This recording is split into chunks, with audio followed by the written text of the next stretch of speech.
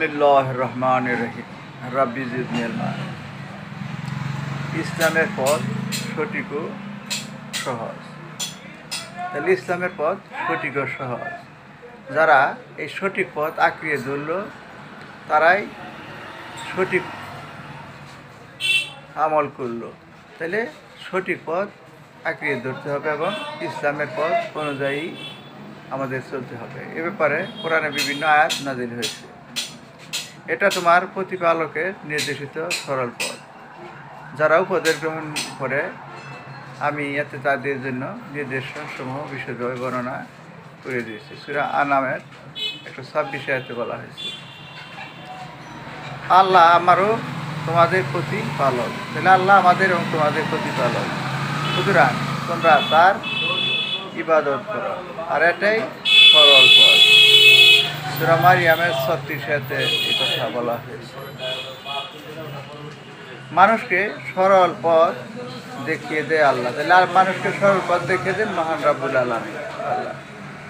আর পথসমূহের মধ্যে অনেক বাঁকা পথও রয়েছে। সূরা নাহলের 9 আয়াত।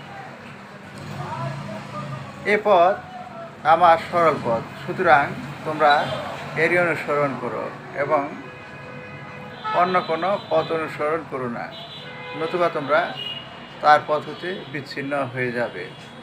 এভাবে আল্লাহ তোমাদেরকে নির্দেশ দিলেন যেন তোমরা সাবধান হও। সূরা আনামের 53 আয়াত।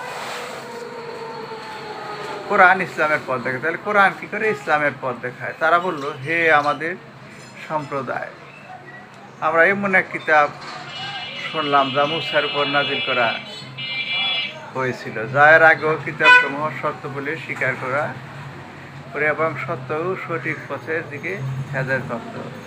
সূরা আহকামের 30 আয়াত। আর যাদেরকে জ্ঞান দান করা হয়েছে তারা জানে যে আপনার প্রতিপালকের পক্ষ থেকে আপনার প্রতি যা অবতীর্ণ করা হয়েছে তা সত্য, আর তা প্রবল প্রতাপশালী ও সর্বগুণে গুণান্বিত আল্লাহর দিকে পথ প্রদর্শন করে। সূরা সাবার 6 আয়াত। মুহাম্মদ সাল্লাল্লাহু আলাইহি সাল্লাম এই পথেরই মানুষ ডাকতেন। তাহলে মুহাম্মদ সাল্লাল্লাহু আলাইহি সাল্লাম এই পথেই মানুষকে ডাকতেন, নিশ্চয়ই তুমি সরল পথ প্রদর্শন করে থাকো। সূরা বলো, এটা আমার পথ, আমি এবং আমার অনুসারীরা দূরদর্শিতার মাধ্যমে আল্লাহর প্রতি মানুষকে আহ্বান করি।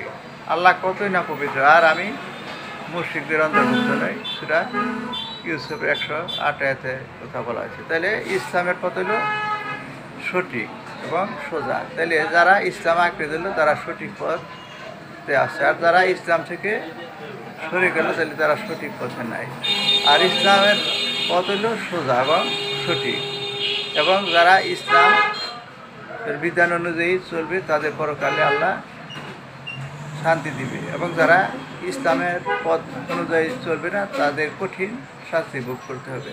সে ব্যাপারে সবার লক্ষ্য রাখতে হবে। তাই আমাদের প্রত্যেকের উচিত ইসলামকে আঁকড়ে ধরা এবং দলে দলে বিভক্ত না হওয়া, আল্লাহর দিনকে শক্ত করে ধরা, এবং আল্লাহ যে বিধান দিয়েছে রাসূলের মাধ্যমে সেই বিধান অনুযায়ী আমাদের চলতে হবে, এবং সেই বিধানের এক চুল পরিমাণ কমও করা যাবে না, বেশিও করা যাবে না। তাহলে আমরা সোজা এবং সরল পথে অন্তর্ভুক্ত থাকবো। এগুলি আমার আলোচনা শেষ। আসসালামু আলাইকুম রহমতুল্লাহ।